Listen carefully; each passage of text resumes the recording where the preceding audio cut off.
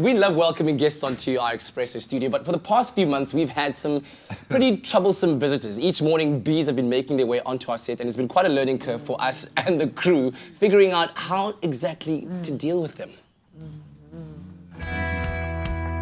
As the sun starts to rise on the Expresso studio, our hardworking team find themselves fending off attacks from bees who come in big numbers to the set and hover around the studio lights. Every morning when we start the show off, we're always outside, and then we kept hearing these buzzes, and then we started realizing, but hang on, there's a couple of bees, and each morning it just became more and more and more. When I'm sitting up outside, we put on the lights and there's so many bees just gathering towards the lights. It used to be so tranquil with all the birds flying by and the sunrise over the mountain. And then I think about a week or two ago, it just started being invaded by bees.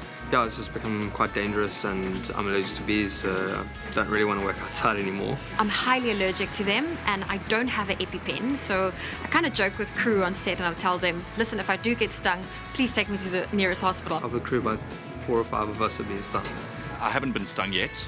I'm saying yet because there's still a lot of them around. All these swarms of bees just swimming around you, sticking to your clothes and stinging you, so it's very difficult to actually work like this. I don't want to harm them in any way, so I don't know anything about beekeeping, so I really think we're going to need a professional in here.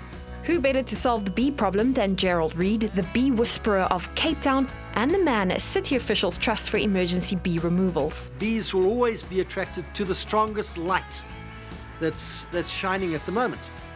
And this being the strongest light, this is where they're coming to find their way around.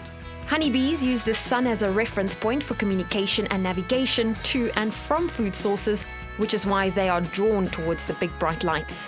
When bees set up their home, the first thing they do is to find the strongest source of pollen and nectar, come back and do a dance at the entrance of the nest, and this would inform the other bees exactly where the source of pollen is. Bees can fly up to 5 kilometers in search of pollen and nectar, but bees will only fly as far as they have to.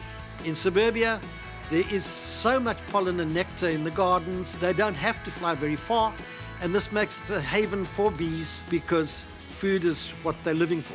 Considering the sheer number of bees making their way to the studio, Gerald is certain a hive is nearby and could be on one of the adjacent properties. I've noticed there's a vacant building over the way. I'm positive that there will be a swarm of bees in the area.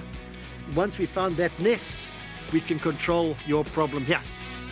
If you suspect or know of a beehive on your premises, call an expert to assess the extent of the hive and then safely remove the bees. We've got a Brazilian pepper here. It's in flower and it's starting to form fruit, and this is what attracts bees because the flower makes an excellent pollen and a very good quality nectar. At the root base there are hollows because it's an old tree, and the bees have formed a nest within this root base. Most beekeepers use a special smoke to trigger a bee's natural response to potential fire, which is to gorge themselves on honey, making them docile and easy to handle.